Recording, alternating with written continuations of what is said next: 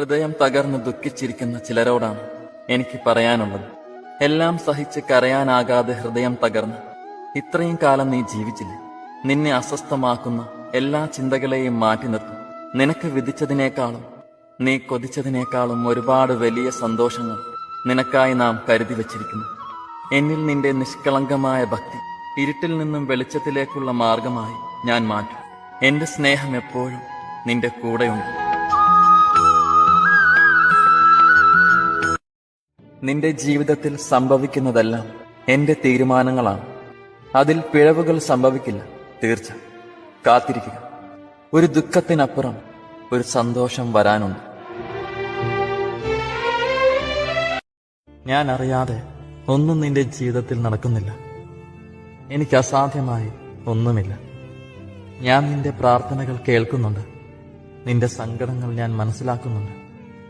നീ വിഷമിക്കേണ്ട. നല്ലൊരവസരം ഞാൻ നിനക്കായി ഒരുക്കി വച്ചിട്ടുണ്ട്.